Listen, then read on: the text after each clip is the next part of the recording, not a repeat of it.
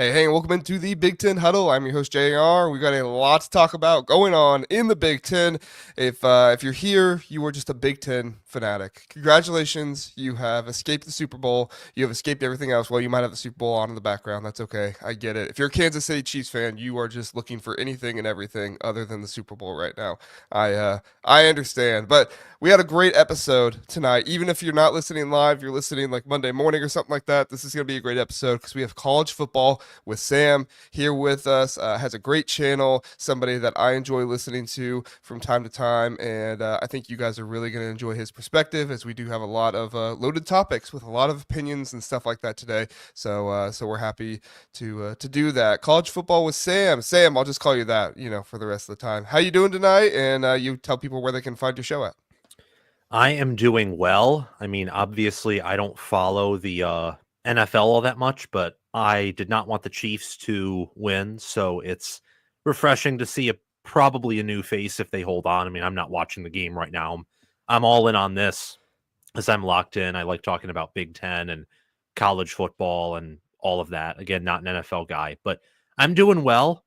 And if you're interested in following my content, anyone who's listening to this who hasn't already followed me, just look up College Football with Sam on YouTube or X. It's the first thing that pops up, and give me a subscription and hit the notification bell as well, because we go live here and there, but we try and produce as much content as I reasonably can. It's an inconsistent schedule right now just because of school. I am a student at the University of Michigan, for those of you who don't know. But yeah, we produce wonderful content on there whenever I have the time. You're not going to want to miss it. So check that out. Thanks. Yes, definitely check it out. It's a good time over there. All right, let's see who we got with us so far. We have Michigan Manifesto. He says, I don't know if I can say it. He says the Michigan line. Okay, he says the Michigan line. That's what. Yeah, there we go. Sam will say it for us. There we go. And Gregory is here. Gregory, thanks for being here. He says, how many wins do you think Rutgers will have in football this year? That's a very interesting question. I'd imagine probably around 5 or 6, possibly more. Fingers crossed they don't have as many injuries as last year. They're bringing Athan Kaliak-Manis back. Do you have a quick thought on that real fast, Sam? I think their schedule's much tougher than it was last year, and they lose a ton of production. So I'm going more towards you're trying to make a bowl game rather than do anything above that. I mean, I made way too early predictions already that I haven't released yet, but I'm thinking about 4, 5, 6, 7, like in that range of just trying to get to a bowl game is just my thoughts. Yeah, I think that makes sense. They do have a much tougher schedule this year, so definitely something to consider there. Doug Shepard with us. Doug, always here, appreciate it. Says, how about that pick 6 from former Hawkeye Cooper DeJean? That was pretty cool. I always love when guys from the Big Ten are able to make it on that big stage. So between him, Saquon Barkley, I mean, what more Big Ten stardom could you want in the Super Bowl right now? It's awesome stuff. Garrison saying this better than Super Bowl. Thank you so much for being here, Garrison. I agree. I'd much rather be doing this than watching the Super Bowl. So appreciate that. And then as always, we got Philip here with us. Chiefs laying an egg, and then INI. I'll finish that there for you, Philip. We appreciate you being here. So a lot of good topics, loaded show today. We're gonna get into some early Big Ten odds. There's only 2 games that were released by Fanduel, so we're gonna talk about those. Start out. Then we're gonna talk about recruiting rankings from the 2025 class, project forward a little bit. What does this mean for 2026? And then also talk about a team that could have been possibly a little bit higher if they had some 5 stars, stay 5 stars. That'll be an interesting discussion. Assistant coaches are leaving, Penn State and Oregon. That's going to be interesting. Shane Beamer has opened his mouth, and Illinois fans have responded, and we're here to respond to Shane Beamer and what he has to say. It's going to be a good time. And then finally, we'll get to the 7 Big Ten win totals that were released from FanDuel here at the end of the show. It's going to be a good time. You guys are going to stick around for the entire thing. We appreciate everybody who's here in the comments and everything else. All right, Sam, let's go ahead and just start with it. Our very first topic, the early Big Ten game odds. It is only Texas at Ohio State, with Ohio State at -3.5. And then we have Ohio State at Michigan. Ohio State -5.5 at Michigan. Little interesting that they only had Ohio State, but I think this does give us a little bit of a glimpse into what they're thinking about with like Michigan and maybe some other teams in the Big Ten. I'm not sure if you're a betting man, Sam, but obviously we can read into the odds a little bit. What's just your general thoughts on this? I'm a little bit surprised by the Ohio State Michigan line because I remember a bit earlier, like a few weeks ago, or maybe a week or two or something ago, someone released a line that said Ohio State -8.5, I believe, on the road at Michigan. So it's interesting to see that whether that was the general consensus then and this is the new consensus, or if that was just one book that it's Ohio State, they're favored, which I think they should be. They should be the better team than Michigan this coming year, just based off of a lot of different things. But they're favored by about the healthy median mean in between, a touchdown and a field goal, a little bit closer to the touchdown side. I think it's interesting to see, though, that Ohio State's only favored by 3.5 points over Texas in week one. And then you kind of compare that to how they're favored over Michigan. And they're basically saying Texas is a full touchdown better than Michigan, which, look, I think Michigan is going to be better in 2025 than they were in 2024, but they still have a long ways to go. And even though Texas and Ohio State lose a lot, I think their rosters are pretty balanced and they still have a lot of freak athletes on those rosters. I'm very excited for Texas at Ohio State. I think it's going to be a great game, and it will be a week one game. So we won't really know a lot about these teams, if anything, outside of what we know from what their coaches and practices tell us before they take the field in Columbus. Yeah, it's gonna be interesting. I always love when they have these opener games like this. You don't really know much about either team. Do you recall it was 3 or 4 years ago, Sam, when Ohio State played Notre Dame to start the season? Yeah, in 2022. That was Yeah. kind of a shocking result too. It was very low scoring. Yeah, it was. And that was kind of the thing. It was like both of these offenses, you had CJ Stroud who was supposed to, just kind of light the thing on fire. And he had a good game, but it wasn't, the 30+ point game that you were kind of anticipating from the Ohio State offense. And I think I'm wondering if we get that from this Ohio State Texas game. Like, whatever they come out with the over under total, like I feel like I'm probably going to lean whatever the under is for that one, just because defenses are typically so much further ahead than offenses. Kind of later into the season, you get into offenses kind of chugging along and doing a little bit better. But I mean, both these teams are going to have really good defenses. Ohio State does lose Jim Knowles, but Texas, I believe, kept their defensive coordinator. But Ohio State does return some good talent on defense as well. I was a little surprised at the line. I felt like maybe it'd be a little bit closer, maybe like 1.5, 2.5 for Ohio State, just because of how many new guys they have coming in. But they must really believe in that home field advantage for Ohio State. Certainly so. I mean, I would think if this was neutral field, it'd be a pick 'em. I might even say that like you'd maybe favor Texas, but I don't know if I'm reading too much into this. It is a time zone change for Texas. The horseshoe is probably more than 3 point home field advantage because it's a big environment, 100,000 capacity stadium, and Ohio State doesn't lose at home. They don't. It's a very rare sight to see Ohio State lose a home game. Yeah, I know Ohio State fans are going to be itching for it to be a night game. Unfortunately, Ohio State fans, I think you're going to have to deal with the noon game on this one. It's week one. Yep. Fox is going to want to put that out there, premier product like this. And honestly, the Michigan Texas. I know it wasn't week one, but that noon game last year, that did really good numbers. So, I mean, maybe if Michigan Texas didn't do great numbers last year, you might see it go differently. But Michigan Texas was really good numbers. So there's no way Fox is letting this get away from a noon game. Exactly. I Yeah. think that it's unfortunate with all the the controversy surrounding that. I think it's pretty obvious that for these bigger games, a night environment is better. Is that your opinion too? I kind of assume it is, but is it?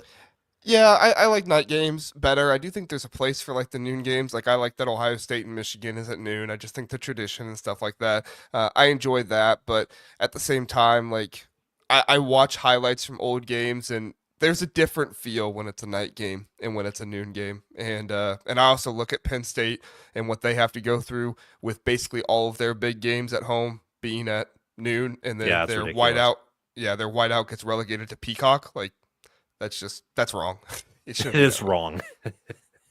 Like it's unethical to me in college football. There's not too many things that are just like downright unethical in college football, but you know what? That's up there with like the terrible treatment of players and stuff. Okay, not exactly, but exactly. You know what I'm saying? Like, Yes, I get the direction you're going in. yeah. Really, it is bad. Um, quick thoughts: Ohio State, Michigan. I mean, I don't, I wouldn't be able to tell you a line here at all because I I think Ohio State's going to be around the same, maybe slightly worse, just because they don't return as much talent. But I think by the end of the year, having more guys, they could be around the same. But also, you're losing two defensive coordinators. That's not an easy task to go over. But then again, they seem to really believe in the defensive coordinators and Brian Hartline and whoever will be the defensive coordinator when that comes out.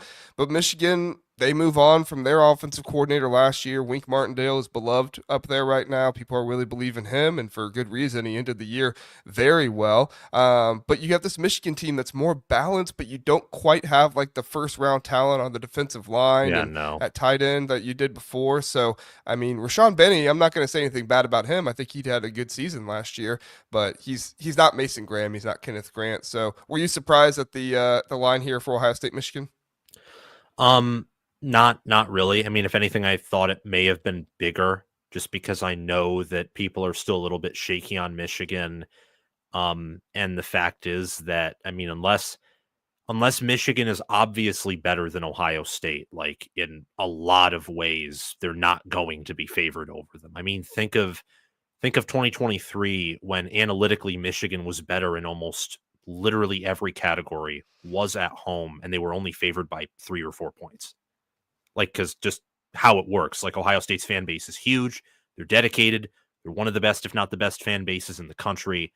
And because their team wins, and their team especially wins as underdogs, they love to pour in the money, especially when they see that their team isn't favored, or is favored by a slight margin.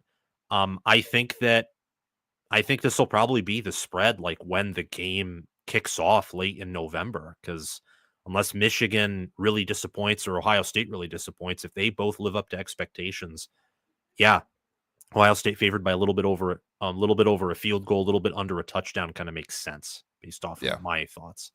Yeah, I think that's good thoughts there. We're gonna get into Ohio State, Michigan a little bit more later on, as they do both have win totals, and kind of get into the Michigan win total is actually lower than it was last year. I think that's kind of perplexing. So it's going to be an interesting conversation there. But before we move on to that, we do need to get to the Big Ten final recruiting rankings. This is the 24/7 composite. Sam, we have five Big Ten teams in the top 20, three in the top 10, but that still doesn't really rival what the SEC is doing in recruiting right now. Obviously, they have the advantage of most of the talent down south, or at least the talent that they are grading is down south. So, I don't think the Big Ten is going to catch up to the SEC in recruiting anytime soon, just with the way things work right now. But I do think there were some teams that showed a little bit better chops in recruiting who could possibly move up a little bit in 2026. I'm going to talk about Michigan's class here in a second, but I do want to ask you, like, in your opinion, do you think the Big Ten can start upping their recruiting, maybe adding some more teams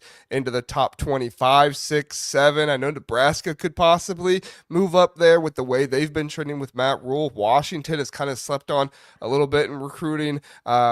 Just what's your thoughts 2026? Can they get more top 20 teams?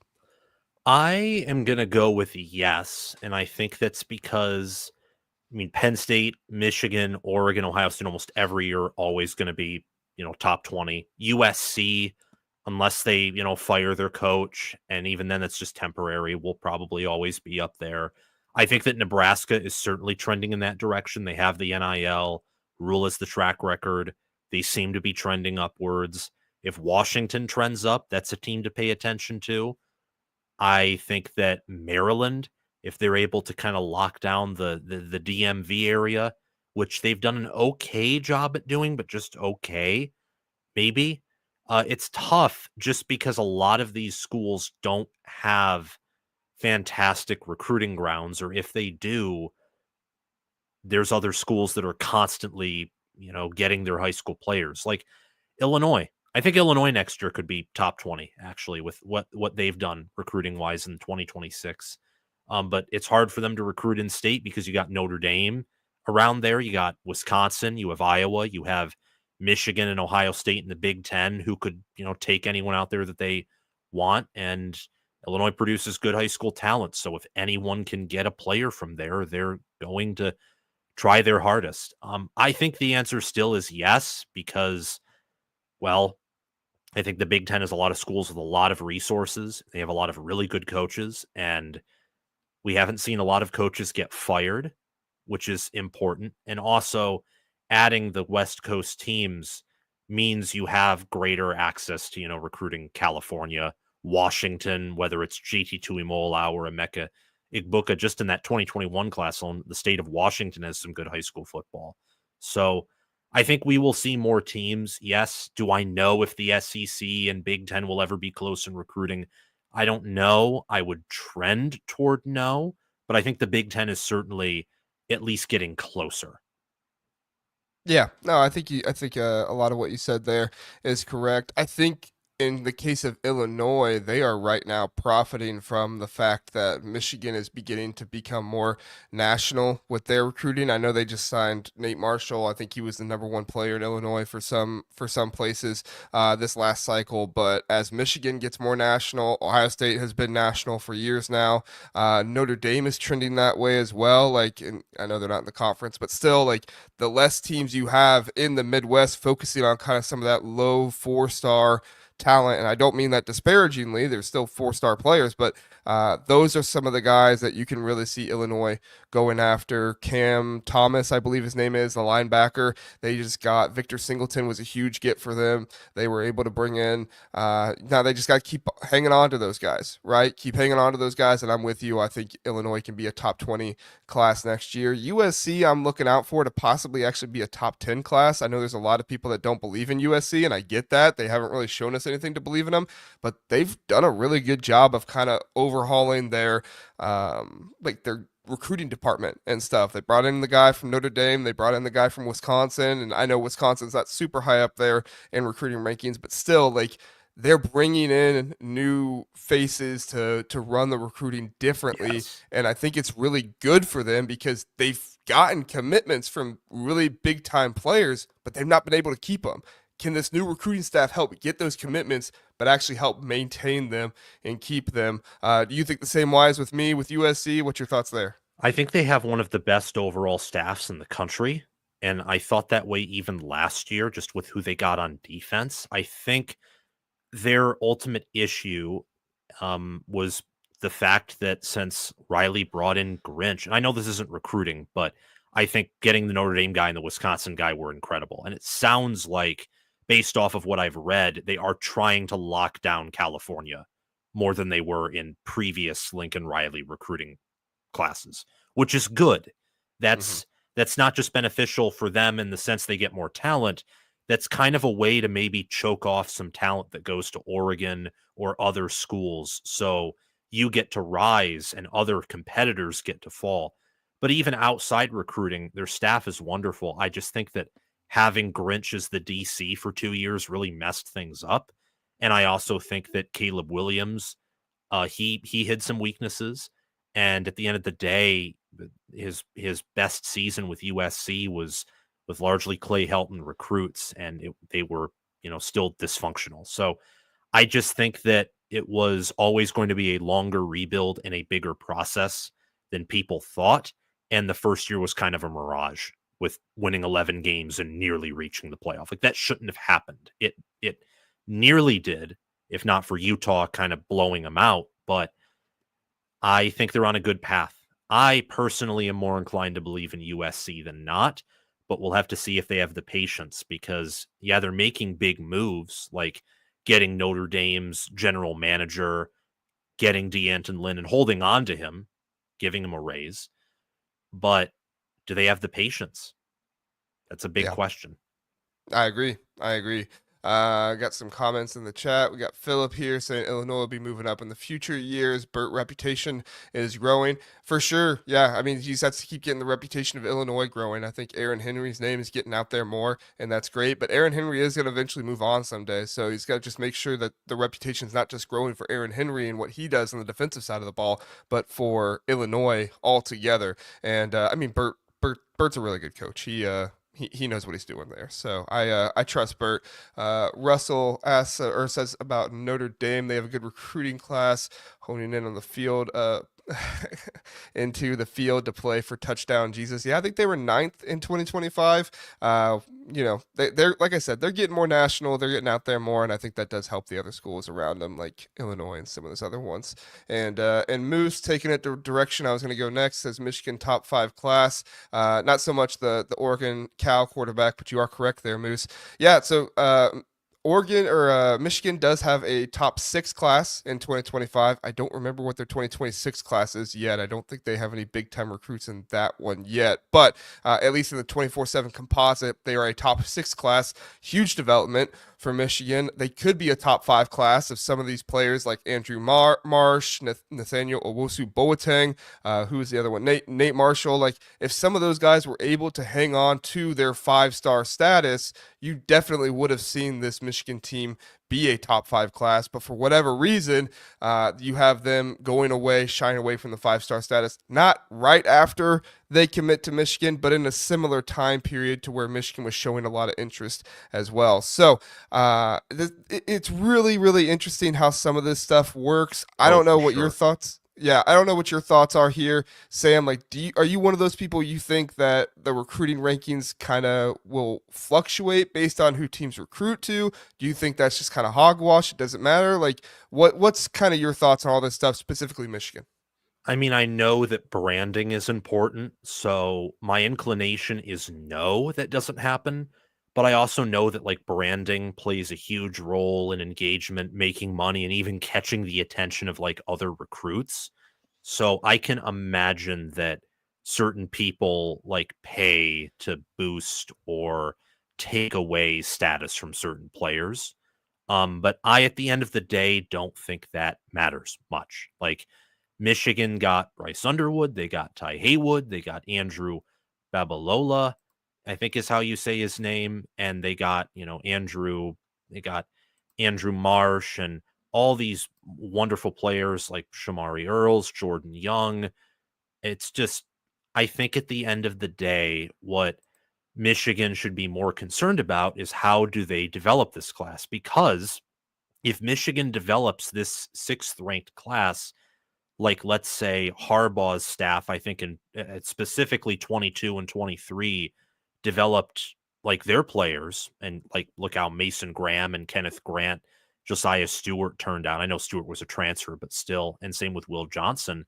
Well, they can do a lot of damage. They can go on a college football playoff run, or they can win the Big Ten, continue to beat Michigan State and Ohio State, maybe even win a national championship. Like that should be the concern, because at the end of the day, they brought in a big recruiting class. It's the best recruiting class since 2017. And I think by average rank per commit, this is like the best Michigan recruiting class of the quote unquote modern college football era. It's a really good class.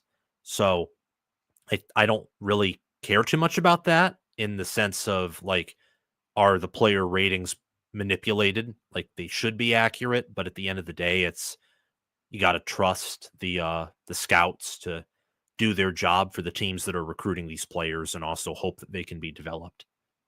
Yeah, no, I think that's a good way to look at it. I look at it the same way in the fact of like it doesn't matter like what their recruiting ranking are. If you did your scouting and you believe that he's going to be a good player, like if they knock him down to a 3-star, it's like okay, who cares? Like we think you're a 5-star in our book. That's all that matters. I do think that recruiting services do sometimes manipulate a little bit. Like Andrew Marsh is a good example, right? Michigan's not had the most, and I don't think anybody's going to call me a Michigan hater for this. I've been called a Michigan hater for much worse. Michigan's not had the most success with receivers in Oh the no. past, right? I mean, you had Cornelius Johnson had a good career, and Roman Wilson had a good career, but for the most part, like you go into that wide receiver room for Michigan, you're not going to find a bunch of top NFL draft picks typically. Exactly. So when a guy like Andrew Marshall goes to Michigan, like these recruiting services, they do want to do a good job of ranking guys, but I think at the end of the day, they also want to be right and to be able to display that. So, like, if you have a 5-star wide receiver going to Michigan, these recruiting services might say, let's bump him down to like maybe a 4-star just to be safe. It might happen, it might not. I don't like I said, I don't necessarily like it, but I mean, at the end of the day, like you're exactly right. If you think he's a 5-star, turn him into a 5-star and prove the rankings wrong. I thought that's all that matters. So, Indeed. um, all right. And then Garrison's bringing up Michigan State. He says Michigan State, a top 20 institution in sports revenue. I don't understand how they recruit so badly. I do think this last year was really Jonathan Smith getting his feet under him a little bit more. They've signed a couple good players. I think they got a couple 4-stars here lately. So I think once Jonathan Smith kind of gets himself going in the state of Michigan, starts being able to go down south to Ohio, like that'll help. I think they're kind of in the same line with Illinois where it's like as Michigan and Ohio State get more national, Michigan State will benefit from bringing in guys that feel like they were overlooked by those Yeah, programs and have. I mean, that's what D'Antonio built his exactly. empire on, basically. Yeah, I mean, Michigan State has the hellhole of having Michigan, Ohio State, Notre Dame, and not that this matters too much, but like Wisconsin, like all encircling them. And all of those programs have had recently a whole lot more success than Michigan State has over the span of like the past 20 years. So I think that I think you said it perfectly. Like Smith's getting his feet under him. I don't know if the boosters and all the people involved are if they want to be as aggressive as they were under Tucker because they got burned, like totally burned by that whole thing. So I don't know exactly what's going on. I also do know though that Smith is more of a developmental guy. Like he'll cherry pick some high guys here and there, but at Oregon State they basically turned Oregon State into like a 3-star powerhouse by the end of his tenure. Yeah, and they were a top 15 team. So you can do it. You can do it with lesser recruiting rankings. Just do it the right way and do it smartly. So, all right, let's move on. Assistant coaches, moving on. Penn State's assistant, Jajuan Sider. I probably pronounced that wrong. I apologize. I'm terrible with names. Junior Adams of Oregon has also moved on. He was the wide receiver coach, co-offensive coordinator. He's going to go to Dallas. Just quick thoughts here, Sam. Do you feel like either of these guys moving on? Cedar was the running back coach for Penn State. He was instrumental getting Nicholas Singleton and Katron Allen to where they are. He's going over to Notre Dame. I know there's some rumors with Notre Dame just outbid him, and like does Penn State still have money after paying Jim Knowles? I think that's kind of just a little bit of fodder. But for the most part, like there is a little bit of drama here in the background. I just want to talk about like on the field with it. Is this a big loss to you for Penn State? And do you think this affects Penn State's possible national championship run that it looks like they are all in for right now? Good question. For Cider, I don't think so. No, I think they'll just get another good name. I don't think they're lacking money with Knowles. I don't think so at all. If anything, I think them getting Knowles just shows that they can probably match anyone in terms of resources. Like now, they just have the pot of gold at the end of the rainbow, and like they're all in, like you said. So this year, I don't think so. Maybe down the line, it could affect him in a certain way, but he's basically already developed Nicholas Singleton and Katron Allen into what they are because they've been starting ever since they've been true freshmen. They've been under his wing for 3 years. And I think Penn State will hire a good running backs coach to replace him. That's my thoughts on it. It's a huge get for Notre Dame. I think ultimately that move says more about Notre Dame than it does about Penn State in the same way that the Jim Knowles move said more about Penn State than it did Ohio State. I think it just shows that Notre Dame and Penn State genuinely believe that they can be the alpha program, which I think is pretty cool because for the most part, it's only been really Ohio State for much of the playoff era that's actually acted that way, north of the Mason-Dixon line. As for Junior Adams, I think that's more impactful because Oregon loses so much at wide receiver. And I don't know. I'm pretty confident Decorian Moore will be an impact guy, but I don't know how their other receivers outside of maybe Evan Stewart will pan out because the offense should be good. I love what they have in the O-line, but Dante Moore, we haven't seen everything from him yet. And the wide receiver room, as I've already mentioned, hopefully not too exhaustive, they lose a lot. And the defense loses a ton. So it's a little bit more concerning, I think, than the Sider move. But at the end of the day, Oregon recruits very well. I'm very high on Lanning as a coach. So I think at the end of the day, these are two programs that will find suitable replacements. I agree. Dan Lanning's made really good hires, since he's been at Oregon. I can only think of maybe one or two misses that he's had, but I mean, he does a really good job. He seems to be able to vet those guys very well, and obviously recruiting is a huge thing for him. So you're going to continue to bring in the best players in the country. I am interested in what that receiver room looks like for Oregon. Like you said, Decorian Moore, I think, is probably going to be number two. I think Evan Stewart's going to be the number one guy, at least when it comes to options and who they're looking for. Decorian Moore could be the number one guy. We'll see. I mean, he's a very talented receiver, but they also have Jeremiah McClain there. They have, I forget what his first name is, but Lowe, he played in the Rose Bowl and he did pretty well with, without Evan Stewart in there toward the end of the game. So as far as I'm concerned, like, they have talent in that wide receiver room. They just got to bring somebody in who can put them in the right situation. It's kind of like, not to the same extent, but it's kind of like Ohio State last year when they lost Tony Alford. Like, they had talent in that running back room. They had two big time names, and then after that it was kind of like underclassmen freshmen, so they just pretty much had to bring somebody in who could get that talent out of those guys and organize them well. Like I said, I don't think it's the same amount of talent with Oregon, at least starting off. Maybe later on it will be, but that's what you really need to look for right now in this Junior Adams replacement. And then I totally agree with you. Penn State, like Sider, they're going to find somebody else to go into that role. I have very little doubt about that. So, all right. Let's see if we have any comments really fast pertaining to the subject, and then if not, we'll get to our commercial. Philip says, "JR, you are a Michigan hater, or you are not a true Ohio State fan."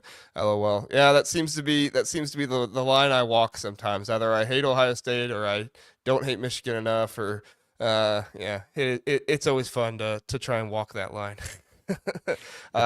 Sean says Illinois will win more than 10 games next season with their whole team back. We're going to talk about win totals. We don't have an Illinois win total, which I think is crazy why we don't have one. Maybe they're just having a really hard time figuring it out, but I think it's going to be interesting to see this Illinois team. They have favorable schedule and everything else. Really, really looking forward to watching this Illinois team next year. And then, yeah. All right. Very good. Very good. Let's hit a commercial really fast, everybody, and then we'll come right back and we'll talk about Shane Beamer, his comments, everything going on there. We'll be right back. Have you ever wanted to watch all 22 film, that film the coaches watch? Well, now you can. Introducing the Coaches Film Room. Over at Minutes to Sports, former college coach Zach Smith breaks down film of the most relevant teams in college football with a bit of a Big Ten lead. It's not free, so you'll need to sign up for the Colonel tier, which is $25 a month, but I can attest to you that it is far more worth it than that. With about 4 to 8 games per week, this is worth so much more money, not to mention Zach's analysis, making you a smarter football fan. Go check it out. The links are in the description, minutestosports.com. You won't be sorry. Back here on the Big Ten Huddle, we appreciate everybody here being here with us. Please do like and subscribe. We appreciate everybody who watches, and we appreciate your time to listen to some Big Ten football talk, even during Super Bowl time. But you know what? Big Ten better than Super Bowl, right? We already talked about how the Big Ten's better than the SEC. So you know what? Might as well just make them better than the Super Bowl at this point. So we appreciate everybody being here. Like and subscribe. Okay, Sam. we had a tweet go out by On3 here, what was it, Friday, with Shane Beamer, who had some comments. And I don't know what it is with SEC coaches and their inability to keep their mouths shut. But you know what? I guess you put a microphone in front of their face and they just have something to say positive about their conference. Just trying to lift each other up, I suppose. Well, Shane Beamer had a lot to say. I felt like it was directed more to the ACC than in the Big Ten, but I know there were a lot of Illinois fans that were like quote tweeting it, talking about Illinois' win over over Carolina. I apologize, couldn't find my words there. Here's what the tweet quote said. It said, "The fact of the matter is, we beat the ACC champion on their field this year and didn't get in. I do believe this league is just different than others, and there has to be some consideration." When he's talking about the college football playoffs, he then, if you read the article, talks in about bowl or college football playoff bids for the SEC, that kind of stuff. Sam, did you feel like this was more a shot at the ACC? Did you feel like this was another one of those situations where he's trying to say the SEC is king and nobody compares, and so he's also kind of taking a shot at the Big Ten here? Kind of what was your reaction and takeaways from everything Shane Beamer had to say? I think it's a mix of both, but the fact that he mentioned that they beat Clemson and yet didn't get in, I think made it more of like a shot at the ACC. Because if I remember correctly, he did mention that, like, we beat a Power Four champion and yet we didn't get in. Like, that's stupid in his mind. So I do think that there is definitely, like, the SEC is king feelings to his opinions and statements, but ultimately I think it's more of a shot at the neighboring ACC and, the SMUs and Clemsons of the world who got in the playoffs despite power ratings wise being about the same caliber, if not worse team than South Carolina, and yet they played an easier strength of schedule. So that's just kind of my thought on like his directions of these comments. Yeah, I think, when he talks about the ACC champion, it definitely is more considered toward the ACC, and the idea of like this team won the ACC, but we had three different teams in the SEC beat them, and they all beat them pretty good. It wasn't like there was any fluky wins or anything like that. So then you have multiple teams beating them, and now some of those teams are not getting into the college football playoffs. I do understand what he's saying there to a certain extent, but at the same time, like this is the direction that the college football playoffs are going. The rules were set out in place. Like, you knew what the rules were, go after them. And as far as I'm concerned, if the SEC wants to separate themselves from the ACC, you got to stop playing 8 conference games and have these like rivalry games with the other conference where you're playing against each other so much. Because like, you can talk about we beat Clemson, that's great, but that doesn't do anything for you in the SEC race. You could have beat Ole Miss, and that would have put you higher in the SEC race if you had a 9th conference game instead. So as far as I'm concerned, like, this just goes back to the 8-game SEC schedule where it's like, okay, you want to play less SEC games because you think they're so hard, but you're playing less SEC games that also gives you less opportunities to beat other top tier SEC teams that could put you near the top of the standings or possibly get you into the SEC championship game, which would then give you that automatic bid spot. I know that's a more complicated way to look at it. It's not so much black and white like Shane Beamer is looking at it, but as far as I'm concerned, like, that's kind of the issue of it all resolved here, right? Like, stop whining about your schedule if you're just going to keep scheduling it every single year, Yeah, right? it's like if you just beat Garrett Nussmeier, you get in, but you lost to them. I mean, you lost to that team that I don't know. I mean, it's kind of my own tangent where I don't really like Brian Kelly and I don't believe in LSU, but seriously, like, just beat South Carolina at home where their quarterback is turnover prone and their defense ain't that good yet. And don't let Ole Miss beat you by 20. I mean, beat Alabama on the road. Like, they had opportunities. They just lost 3 games. And with how scheduling is moving forward, losing 3 games is is going to be more of a death sentence than it would have been with previous schedules if we had the 12-team playoffs. Like with super conferences, based off of what we saw this past season and what I'm seeing in my early schedule reviews this year, it's going to be easier now for more teams to win 10 games or 11 games.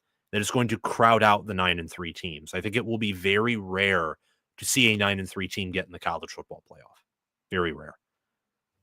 Yeah, I think I watch a channel called Juck on Bucks, and he went back and like looked to see how many times a 9-3 team would have made the college football playoffs, and he said something like since 2014, 57% of the time a 9-3 team would have made the playoffs, which I've always said like, okay, that makes sense, but then you have the committee actually deciding who is in the playoffs, and I think we're all human. We don't just look at it like computers and say, oh, no other deal here.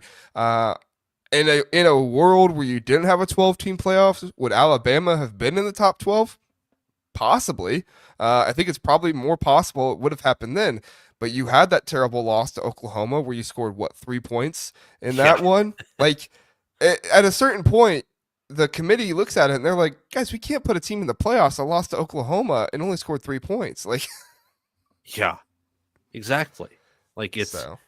it's a confusing time to be a college football fan with all the changes and all the inconsistencies. Yeah, exactly. Guys, I love the acronyms for the SEC. You guys are putting in the comments here. Philip says SEC is only the king of hypothetical. Yep, they love their hypotheticals, don't they? Don't they? Doug says sorry excuse conference. Philip says salty excuses conference. Simply exhausting crap. I love it. And yes, Joe, it's whining. That's what it is. Like I think sometimes in the Big Ten, because of our rivalries and everything, we kind of go after our own coaches a little too much and call it whining. And I get that, we have rivalries and I think we should embrace rivalries. Like I'm not here advocating to like, root for your rival if they go to the college football playoffs or something like that. I think, you root against your rival and stuff. But I also think like if we're gonna call Matt Rule a whiner for the spring game comments, we got to look at Shane Beamer here and be like, this dude's whining times 10 compared Yeah, to that. exactly. So another thing he did bring up, and we'll end the conversation here because I do think this actually gives us a little bit of an interesting discussion.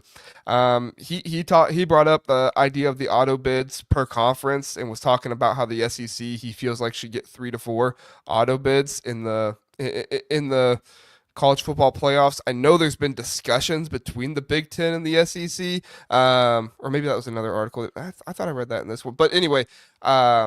I know that has been a discussion in other areas of the college football playoffs and everything. Sam, are you in favor of the Big Ten and the SEC getting auto bids, or are you kind of one of those ones where it's like, nope, just automatic bids for the conference champions, move on from there, like earn your way in based on what they choose? What's your thoughts there on the auto bids? I don't like auto bids. I think it should just be the 12. I think it should just be the 12 best teams or the 16 best teams or the 14 best teams. I mean, maybe you do auto bids for the Power Four conference champions and that's it, because most of the time, I think with the new system, you are going to get a G5 participant just ranked inside of the top 12, just because like Boise State did that. Cincinnati in 2021 did that. Tulane was pretty close in 2022. UCF did it back-to-back years. So I think you just put the 12 best teams in. That's my opinion. I don't like the whole auto bid thing because that is acting like the conferences will always be the same. I mean, for now, it looks like the SEC in the future will always be the most talent rich, but I have no clue. Like, what if it's not? And these things, of course, will get sorted out with new contracts and things, but I just think it should be consistent, put the best teams in. Same with it was that way with the 4-team playoff. Like, of course, there was some inconsistencies within that, but their whole goal was to put the 4 most deserving or 4 best teams in. There were no auto bids, and I think it should be kept that way. I agree, actually. I think, so Shane Beamer doesn't outright say like we should have this many auto bids. It was referenced in a discussion elsewhere, and they said they asked him about it, and his reasoning was yes, there should be more auto bids for the SEC. And his reasoning is look at how many players are drafted, look at the 20 years of dominance and all that stuff. And that completely goes against everything I talk about when it comes to SEC bias and everything, because it's like, okay, who cares what you did in 2019? Who cares how many players were drafted from your conference in 2021? We're talking about this year. We're not talking about, what happened 10 years ago. We're not talking about, we can get into that a little bit with coaches. Like, I understand that a little bit because you say, well, Kirby Smart's a really good coach. Maybe you give a team a little bit of a bump for that. So I understand that. But at the end of the day, like, I can't justify saying, well, we need more auto bids for this conference because for the last 20 years, there's been more players drafted out of this conference than any other conference. And it's like, okay, well, what happens that year when that changes, right? Exactly. And everybody's going to say that, well, then you're screwed because that auto bid was set up in place. Sorry, I didn't mean to interrupt you. Go ahead. Oh no, you're good. It's just I think something that a friend of my channel pointed out that I think a lot of people confuse SEC dominance with Nick Saban dominance. And if he isn't there, it may be a lot more balanced. And I think that's kind of what you're seeing now. I think like Michigan winning it all last year, being like the best team by a sizable margin in power ratings almost all season long. And then Ohio State kind of being that same thing like this year. Like, I know they weren't undefeated. They lost 2 games, but by power ratings for basically the entire year, they were number 1 or number 2. At the end of the year, they were number 1 by a sizable margin. I think that you're kind of seeing almost a regression to the mean. Like you no longer have an alien coach roaming the sidelines. You don't. I mean, Smart's awesome. Day is awesome. I think Lanning and maybe even Marcus Freeman can be that caliber. They're not Nick Saban, at least not yet. And it doesn't feel like they are going to be because that's just so hard. It's unheard of. Like, why would you even predict that, I guess? So I agree with what you're saying. I think that at the end of the day, auto bids are a mistake and they take away some good elements of the sport. If I'm being serious, they take away some tradition. Yeah, I tend to agree with you. Philip has an interesting comment. He says, auto bids, yes. Auto buys, no. Now I get that. The buys, I've never been a fan of the buys and the whole conference champion thing and everything. Yeah, I've never been a fan of them. All right. Good discussion there. Thank you everybody for your comments and keep the SEC acronyms coming. Love reading those. We are going to get to our Big Ten win totals next. We're gonna hit a commercial really fast and then we will come back and talk about those win totals and we'll focus in a little bit on Michigan with their win total because spoiler alert, Michigan's win total is lower this year, at least right now, than it was last year, which is pretty crazy to me. So we'll come back here in just about 30 seconds. Home Field is your go-to destination for premium collegiate apparel with a passion for comfort and a flair for vintage design. Home Field brings you gear that is comfortable and stylish. With over 150 colleges to choose from, Home Field digs deep into the archives, uncovering forgotten logos, iconic mascots, and legendary moments to create one-of-a-kind apparel. Use my code TBTH for 15% off for new customers or use my link in the description. Back here on the Big Ten Huddle, we appreciate you being here. If you don't catch the show live, please do listen on podcasts. Situation like this, if you're really locked into the Super Bowl, I get it. Some people like NFL football. It's not for me, but for some people it is. But you want to listen on Monday morning, you can do that. So go on over to the podcast or just re-listen on YouTube. It's right there as well. We appreciate everybody who listens on YouTube, podcasts, wherever you might listen, and I want to make sure that option is available for you. Okay, Sam, we have some early win totals out of Fanduel. As I've expressed, I wish we had one for Illinois. I did hear Josh Pate on his show. It was pointed out to me by Yankee Wolverine. Appreciate you, Yankee, that he was actually acknowledging that Illinois could be a little bit better than maybe people think because he started to reference the returning production.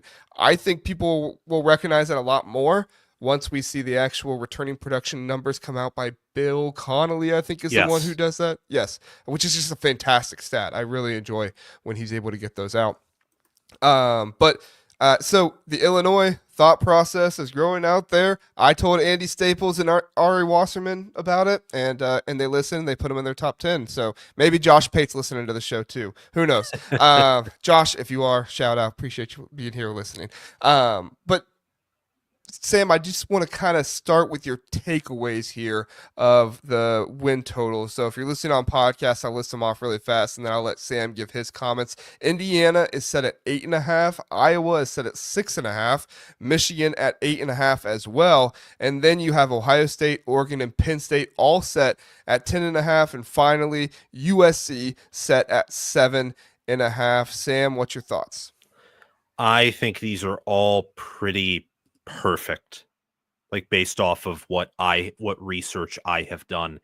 I'm a tad higher on probably Indiana and Michigan in terms of total wins compared to this, but I understand that Indiana loses a lot.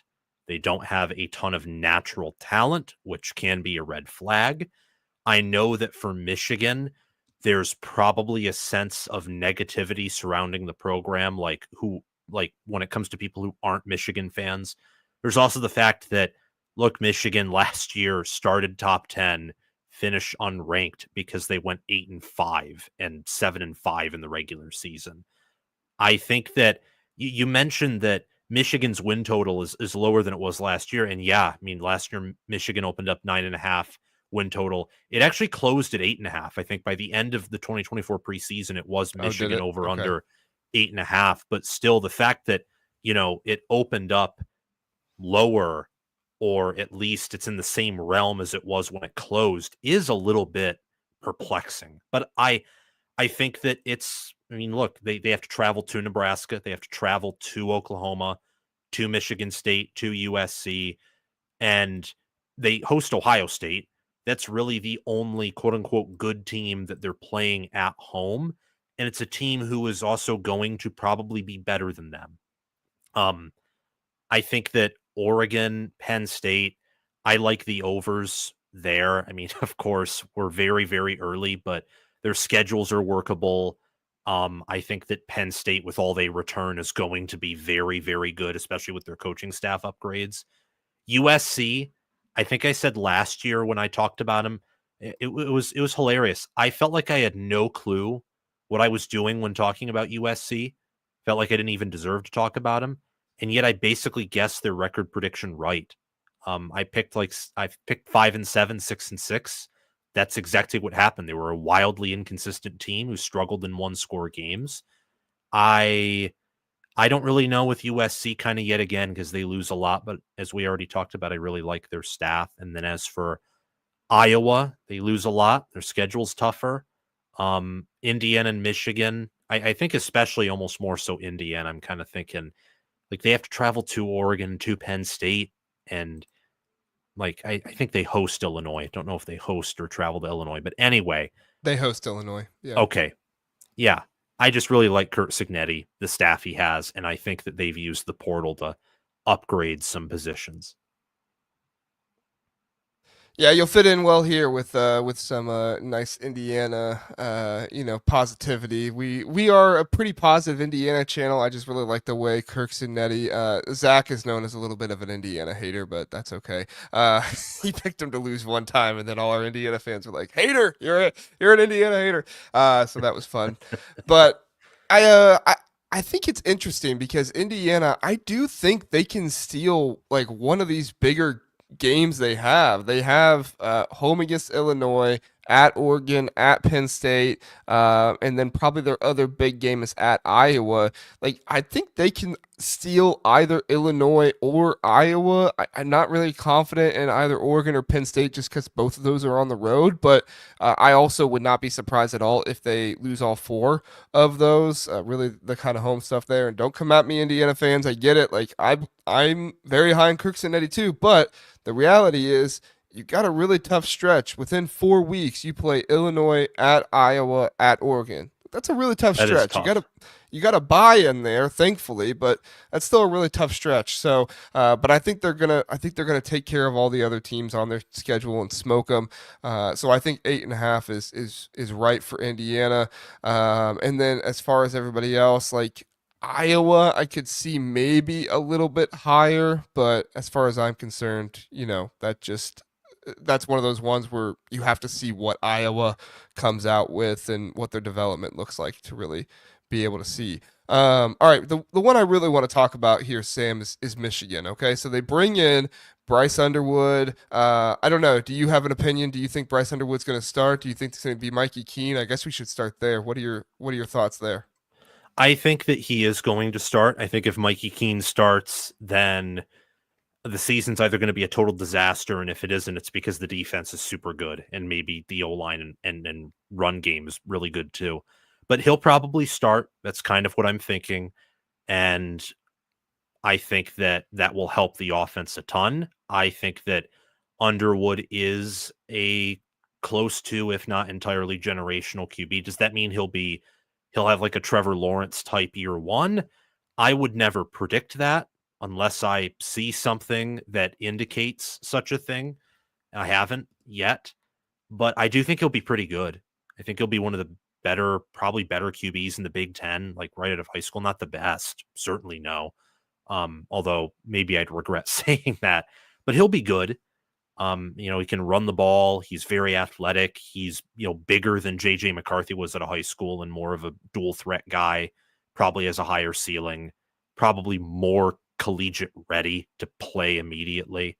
I really like him. I think it was a big deal for Michigan to get him because if they didn't get him, I don't think I think this year's kind of another rebuild year if they didn't get him. Not because they'd be the same team. I think still be better even if he didn't commit, but there wouldn't be that same potential. They would not have a lot of potential on offense. It'd just be, oh, well, you're a slightly better version of the 2024 Wolverines. Maybe you can go maybe 10-2 and reach the playoffs, but you can't win a playoff game. There's like no hope of that. With this, I think there's some hope to maybe do just a little bit better than that. And then long term, there's hope for, of course, like winning it all. Because when you have that caliber of QB with a top 10 class and with the development and roster Michigan has on defense, in particular in the offensive line, those are good signs. Yeah, no, I think you're right on point there. For me, Michigan, like those first four games are going to really tell us a lot because Bingo. you have a new offensive coordinator, pretty much a new offensive line. Like you have some guys back, but it's for the most part, it's going to be another year with a pretty much brand new offensive line, brand new quarterback who is very talented, but he goes on the road to two very hostile environments in Oklahoma, who wasn't great last year, but that's still a very tough environment to go to. It's a long road trip, and then Nebraska, like now, thankfully for Michigan, they don't really have all that much after that until Ohio State. Like you have at USC, but if USC is dysfunctional and disorganized again this year, that doesn't look to be as tough of a game. Penn State did struggle there, so things could be different. But outside of that, like you get Washington at home, at Michigan State, but we saw what Michigan was able to do to Michigan State last year. So if they can do that again, and then your road games are Northwestern and Maryland, like you shouldn't struggle on the road with those two teams, especially late in the season like that, once you start getting rolling and getting things better together. So I think 8.5 is a little low, but I also, just with brand new stuff, I can see possibly dropping, all of at Oklahoma, at Nebraska, and at USC. Don't think it's likely, but I can see it happening. Sam, I did want to talk a little bit about, and then we'll probably end it on this, the transfer portal class and everything with Michigan. We saw them go out once they kind of got their money with the recruiting class. They did a very good job. Brought in Ty Haywood, another, Andrew Babaloa. He wasn't necessarily all NIL. He's a very academic kid who was focusing on that, and Michigan obviously fit that bill for him there. But Bryce Underwood, they were able to spend some, a good amount of money in order to, get their foot in the door, and then they were able to close with it. So props to them there. But I didn't really see the explosion in the transfer portal class that, I thought I would see. They got Trey Williams from Clemson, which I think was a good ad. Damon Payne, he has some potential to be somebody really good. Justice Haynes is going to be a really good combo back there with Jordan Marshall, I think. But, I was looking for maybe a really top tier offensive lineman or two to come in and plug with that offensive line, but I didn't really see it.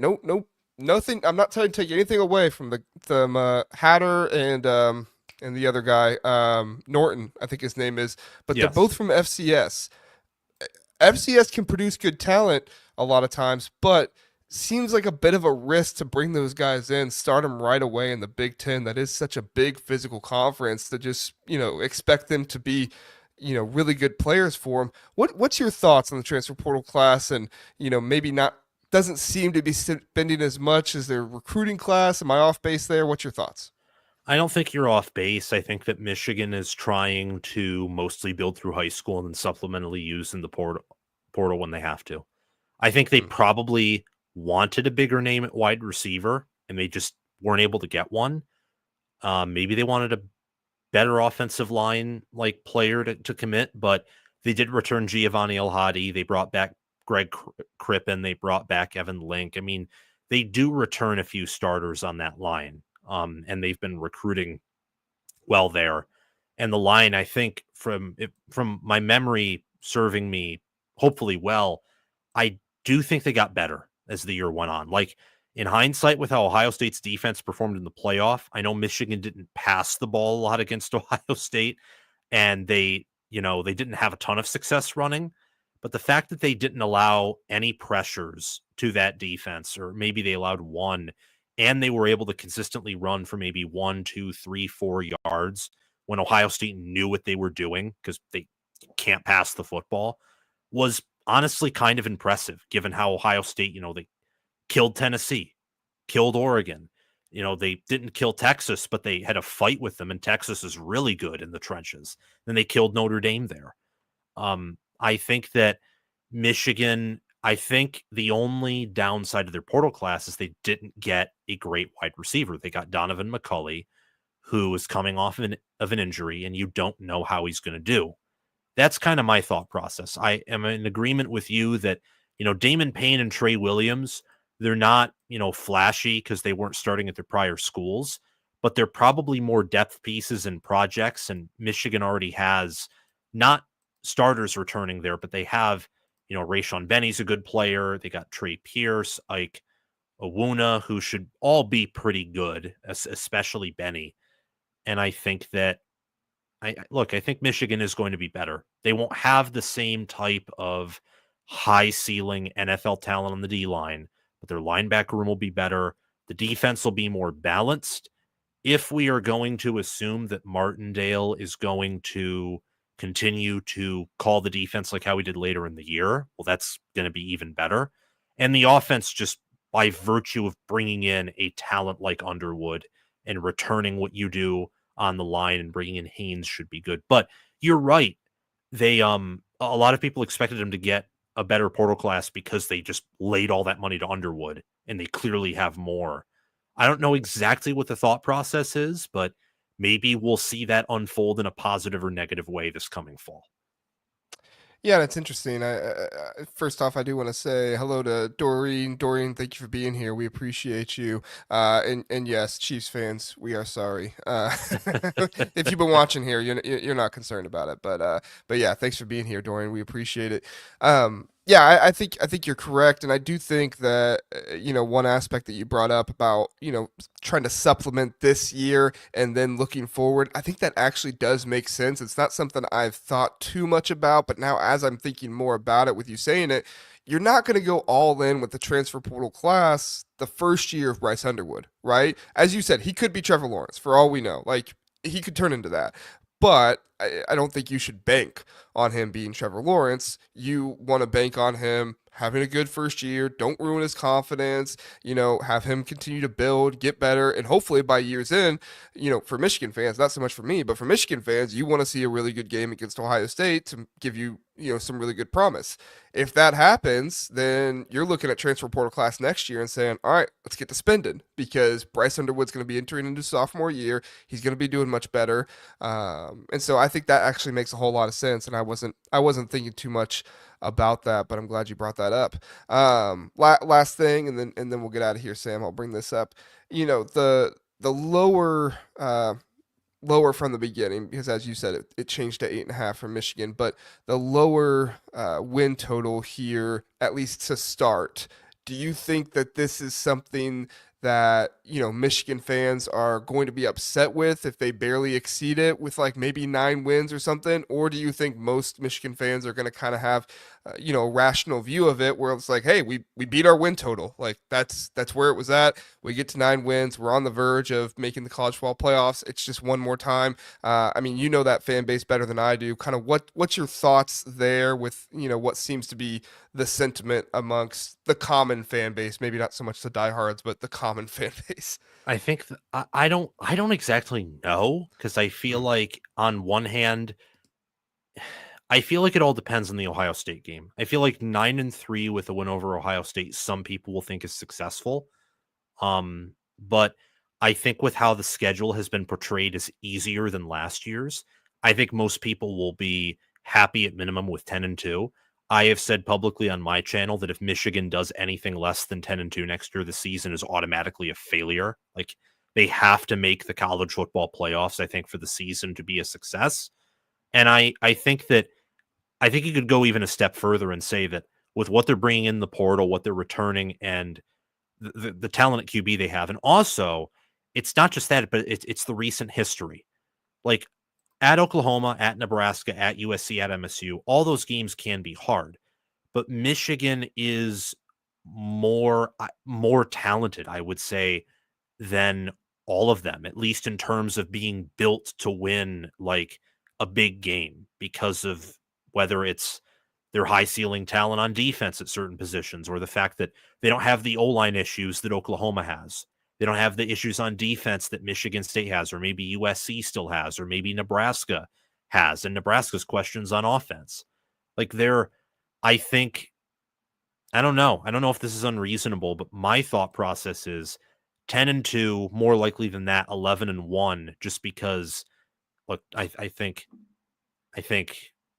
like you're gonna lose. I think it's reasonable to say that Michigan's gonna lose to whether it's Ohio State or Nebraska or Oklahoma or USC or MSU. They're gonna drop a game because they're just not that talented. But depending on how the schedule works out, I think 10-2, 11-1, and at least getting to the playoffs is what determines success.